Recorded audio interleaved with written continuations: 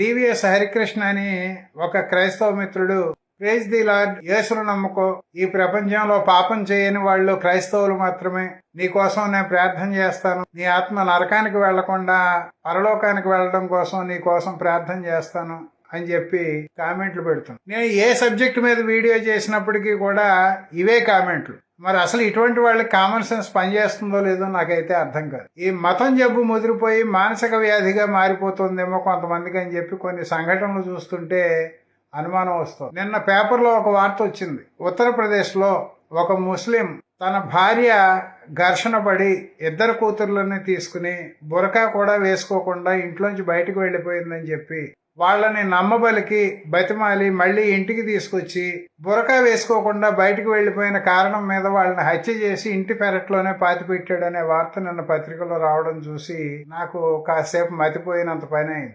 అసలు మనం ఏ కాలంలో జీవిస్తున్నాం? మహిళలు బురకా వేసుకోకుండా బయటకు వెళితే ఏమైనా అనర్థాలు సంభవిస్తాయా? బురకా వేసుకోకపోవడం మరణశిక్ష విధించదగ్గ నేరమా? అసలు మతాలు మనుషులకు ఏమి నేర్పుతున్నాయి? ఆ మధ్య పత్రికలో మరో వార్త వచ్చింది. ఒక హిందూ మిత్రుడు ఆసుపత్రిలో ఉంటే అతనికి రక్తం ఎక్కించాల్సిన పరిస్థితి ఏర్పడి ఒక ముస్లిం వచ్చి రక్తం దానం చేయగా హిందూ డాక్టర్ గారు ఆ ముస్లింను ఇచ్చిన రక్తాన్ని హిందూ పేషెంట్కి ఎక్కించడానికి నిరాకరించాడని చెప్పి ఆ వార్త సారాంశం. ఈవేళ మతాలను బట్టి బ్లడ్ గ్రూపులు ఉన్నాయా? ఆపదలో ఉన్న ప్రాణాన్ని నిలబెట్టడానికి వేరే మతస్థులు వచ్చి రక్తదానం చేయడం తప్ప, ఆ రక్తాన్ని ఎక్కించడం తప్ప?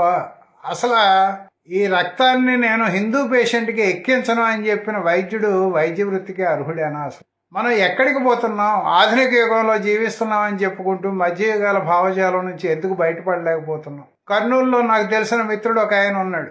ఆయన హిందూ కుటుంబంలో పుట్టిన వ్యక్తి. ఒక క్రైస్తవురాలిని ప్రేమించి వివాహం చేసుకున్నాడు. వివాహం అయిన తర్వాత భార్య పెట్టే మానసిక హింసని వేదనని తట్టుకోలేక ఆవిడికి దూరంగా ఉంటూ ప్రత్యేకించి క్రైస్తవ బాధితుల సంఘం అని చెప్పి ఒక సంఘాన్ని స్థాపించాడు. ఆ గ్రూప్ కూడా ఈవేళ సోషల్ మీడియాలో చలమణిలో ఉంది.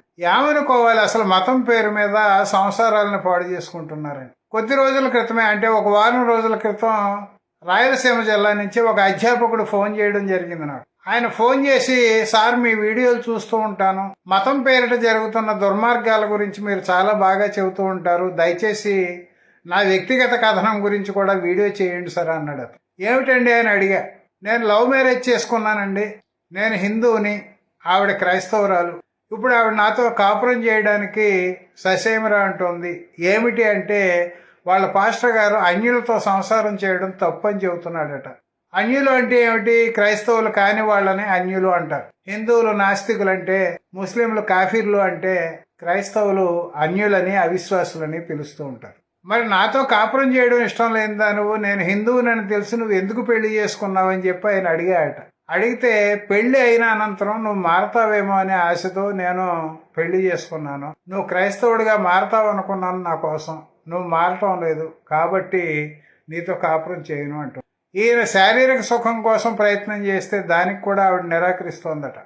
అన్యులతో శారీరక సంపర్కం పెట్టుకుంటే పాపం, నువ్వు క్రైస్తవులోకి మారితేనే నీకు ఏదైనా కాపురం చేసే అవకాశం ఉంటుంది అని చెప్పి ఆవిడ కరాఖండిగా చెబుతోంది. ఏమిటి సరే, ఈవేళ మనం ఈ కాలంలో జీవిస్తూ కూడా మతం పేరిట ఇంత అమానుషత్వాన్ని భరించాల్సిన పరిస్థితుల్లో ఉన్నామని చెప్పి ఆయన ఆవేదన వ్యక్తం చేస్తూ తన కథనాన్ని వీడియో ద్వారా 10 మందికి తెలియజేయమని చెప్పి కోరాడు. అంటే ఆయన ఏ స్థాయిలో మానసిక వేదన పడుతున్నాడో మనం అందరం అర్థం. మతాన్ని విశ్వసించడం వేరు, ఆ విశ్వసించిన మతాన్ని ఆచరించడం వేరు. కానీ మౌఢ్యం పెరిగిపోయి మతం తప్ప మరొకటి లేదు, అన్నింటికీ మతమే మూలం అని చెప్పి మనం జీవిస్తున్నాము అంటే మనం మనుషులుగా ఆలోచించడం లేదని అర్థం. దయచేసి మతం కారణంగా కాపురాలను కూల్చుకోకండి, జీవిత భాగస్వాముల్ని చంపకండి. మతాచారాలన్నీ మనుషుల కోసం ఏర్పడినవే తప్ప వాటి కోసం మనుషులు ఏర్పడలేదు. మనుషులు ఆలోచించడం నేర్చిన తర్వాతే మతాచారాలన్నీ ఉనికిలోకి వచ్చాయి. ముందుగా మతాచారాలు ఉనికిలోకి వచ్చి ఆ తర్వాత మనుషులు రాలేదు. మతాలైనా, దేవుళ్ళైనా, ఆచారాలైనా, సంప్రదాయాలైనా, నమ్మకాలైనా ఏమైనా సరే మనిషి ఆలోచన నుంచి పుట్టినవే.